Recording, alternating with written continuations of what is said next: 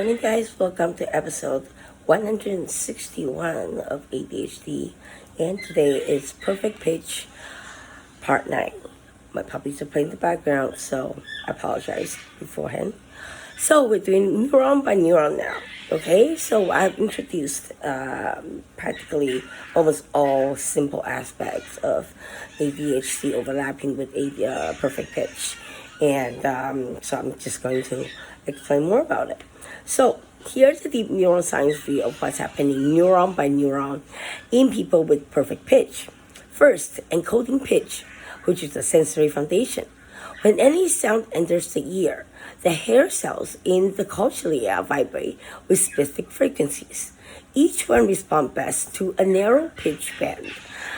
These signals travel into the auditory nerve to the primary auditory cortex, A1, in the temporal lobe. A1 is arranged tonotopically like a piano keyboard. Each stripe of neurons responds to a particular frequency. In most people, this is where pitch perception stops being absolute. The brain only keeps the relative pitch, the relative spacing between these pitches in your brain. Second, we're going to move on to pitch labeling neurons, which is the perfect pitch difference. In those with perfect pitch, studies show an extra layer of processing happened almost immediately after A1, which we just talked about, mainly in the left planum temporal, PT, left posterior superior temporal gyrus, and dorsolateral prefrontal cortex. These regions store and retrieve learned auditory categories. For perfect pitch possessors, some neurons in these regions have formed study associates such like, this is fun, download an app called Analyzer, and I think the app logo is like that. It's really cool, and it gives you what this was talking about, or this article was talking about. 440 hertz equals to A. Obviously, 466 hertz is A sharp. 392 hertz is G. So, before I even found this article or this answer, I played around with Analyzer and I was like, oh yeah, there's something that can actually, like scientifically prove how perfect is your perfect pitch. And every single frequency, so it takes 20 to 30 frequencies. Is it 20 or is it 30?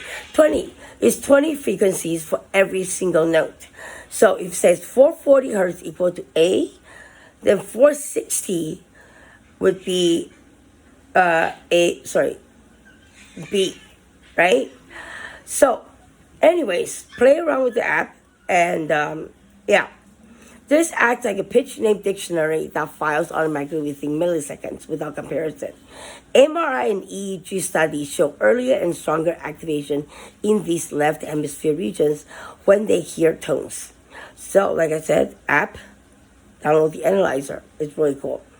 Neurocircuitry and plasticity is the last thing I'm going to talk about right now. During early childhood, the auditory language connection is highly plastic. If a child is repeatedly exposed to label pitches, for example, learning piano and hearing this is C, this is G, blah, blah, blah, blah, blah, neurons in the auditory cortex and language areas begin to wire together. Hebbian learning, which are cells that wire together, strengthens these synapses. Each time the child hears the pitch C and hears C, those neurons fire together. Over time, C becomes a hardwire as a sensory, a ripple link. At about age 3 or to 5, the plasticity drops sharply. Some say by age 7, which is why adults almost never develop. Adults never develop perfect pitch unless you're really special autistic, that you can actually have that neurodevelopment issues, whatever you call it, that allows you to actually have perfect pitch until, later on, 5 years later or whatever, usually it's about 9 to 11 latest. But I've heard of 17, actually, only one case. Anyway, so the rest you can read it. So this is just a funny thing to play with, right? Just like saying the last few episodes, you know, like the microwave is a B minus, like it's really, or B flat, I mean. So it's like, it's really, really cool. Anyways, take care. See you next episode.